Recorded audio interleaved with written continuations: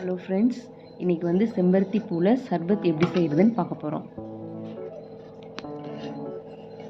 இதுக்கு வந்து ஒரு 6 செம்பருத்தி பூ எடுத்திருக்கேன், ஒரு லெமன் எடுத்திருக்கேன், ஒயிட் சுகர், இது மட்டும்தான். வேணும்னா நம்ம வந்து சப்ஜா விதையை வந்து நம்ம ஒரு 5 நிமிஷத்துக்கு முன்னாடியே ஊற வச்சுட்டு அதை நம்ம மிக்ஸ் பண்ணுறதுனால பண்ணிக்கலாம். இப்போ அதுக்கு தேவையான தண்ணி, இப்போ நான் வந்து ஒரு 6 பூவுக்கு வந்து ஒரு 2.5 டம்ளர் தண்ணி ஊற்றினா இந்த பூவுக்கு கரெக்டாக இருக்கும். சரிங்களா? அதனால் ஒரு 2.5 டம்ளர் தண்ணி நான் அதில் ஊற்றிக்கிறேன். பூ நீங்கள் நிறையா போடுறதா இருந்தாலும் போட்டுக்கலாம். இப்போ பூ அதிகமாக போட்டிங்கன்னா அதுக்கேற்ற மாதிரி நம்ம ஜூஸ் அதிகமாக ஒரு 3-4 பேர் குடிக்கிற அளவுக்கு அந்த ஜூஸ் வரும். இப்போ அடுப்பை ஆன் பண்ணிக்கலாம். ஆன் பண்ணிவிட்டு இந்த 2 டம்ளர் தண்ணியை எடுத்து நான் இதில் வைக்கிறேன். தண்ணி கொஞ்சம் நேரம் காயட்டும். இப்போது அந்த தண்ணி வச்சாச்சு ஃப்ரெண்ட்ஸ். இப்போ அந்த 2 டம்ளர் தண்ணி ஊற்றி நான் அடுப்பில் வச்சுருக்கேன். கொஞ்சம் நல்லா காயட்டும். அதுக்கு முன்னாடி நம்ம வந்து செம்பருத்தியை வந்து இலையை மட்டும் நான் பிச்சு வச்சுருக்கேன். அந்த உள்ளே இருக்க அந்த விதை, அந்த குச்சிலாம் எதுவுமே வேண்டாம். இந்த இலை மட்டும் இருந்தால் போதும். இந்த இலை இப்போ வந்து நல்லா தண்ணி காஞ்சிருச்சு. இப்போ இந்த இலையை வந்து நான் அதில் போடுறேன்.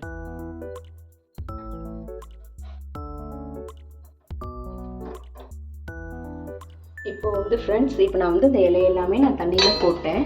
அது கலர் சேஞ்ச் ஆகுது பாருங்களேன். அது நம்ம எவ்வளோ இலை போட்டிருக்கோமோ அதோட அந்த ரெட்டிஷ் எல்லாமே அந்த தண்ணியில் வந்து நல்லா இறங்கிடும். கொஞ்சமாக இது அந்த சாறு இறங்கிருச்சுனாவே போதும். அதுக்கு மேலே நம்ம ரொம்ப அதிலலாம் கொதிக்க வைக்க வேண்டாம். சரிங்களா? இப்போ அடுப்பு ஆஃப் பண்ணிடலாம். ஆஃப் பண்ணிவிட்டு அதில் வடிகட்டிக்கலாம் ஃப்ரெண்ட்ஸ்.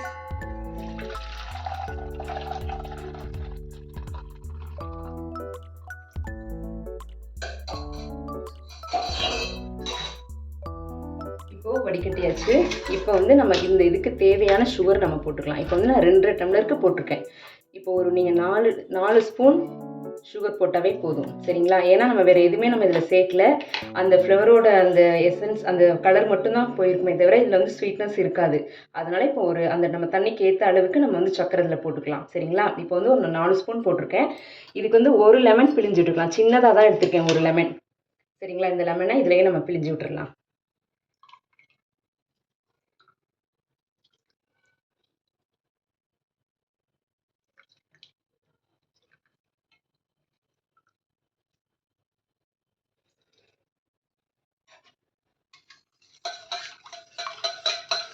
இப்போ இதோடு நம்ம வந்து அந்த சப்ஜா விதை வந்து ஊற வச்சுருந்து போட்டோம்னா இன்னமும் நல்லா கலர்ஃபுல்லாக அந்த ரெட் கலர் தண்ணிக்கும் அந்த மேலே அது வந்து நல்லா ஊறிடுச்சுன்னா நல்லா ஒயிட் அண்ட் பிளாக்ல அந்த இது இருக்கும்ல, அது பார்க்குறதுக்கு அழகாக இருக்கும். இன்றைக்கி அந்த சப்ஜா விதை நான் ஊற வைக்கல. இந்த இது பண்ணிவிட்டு சர்க்கரை எல்லாம் போட்டோம். நம்ம லெமன் புழிஞ்சு விட்டாச்சு. இப்போ வந்து நமக்கு வந்து செம்பருத்தியோட சர்பத் நமக்கு ரெடி ஆயிடுச்சு ஃப்ரெண்ட்ஸ். இது உடம்புக்கு அவ்வளோ நல்லது. இது ஹெல்த்தியான சர்பத். இது நீங்கள் வீட்டில் உங்களுக்கு எல்லார் வீட்லேயுமே நம்ம வீட்டில் செம்பருத்தி இருந்ததுன்னா இதை வந்து ஒரு தடவை ட்ரை பண்ணி பாருங்கள். எப்படி இருக்குன்னு ட்ரை பண்ணிவிட்டு எனக்கு கமெண்ட் சொல்லுங்கள் எப்படி இருக்குன்னு சொல்லி. ஒரு டம்ளரில் ஊற்றிட்டு இப்போ வந்து இதை வந்து ஆற வச்சு தான் நம்ம குடிக்கணும். உங்களுக்கு வந்து நான் இப்போ காமிக்கிறதுக்காக டம்ளரில் ஊற்றிருக்கேன். ஆனால் இதை வந்து நல்லா ஆற வச்சுட்டு வேணும்னா ஐஸ் க்யூப் கூட போட்டுக்கலாம். போட்டு இதை நம்ம குடிச்சோன்னா சூப்பரான நமக்கு செம்பருத்தி சர்பத் வந்து இன்றைக்கி ரெடி ஆகிடுச்சு ஃப்ரெண்ட்ஸ். இதை நீங்கள் ட்ரை பண்ணுங்கள். இந்த ஷார்ட் பிடிச்சிருந்ததுன்னா லைக் பண்ணுங்கள், ஷேர் பண்ணுங்கள், கண்டிப்பாக சப்ஸ்கிரைப் பண்ணுங்கள் ஃப்ரெண்ட்ஸ். தேங்க்யூ.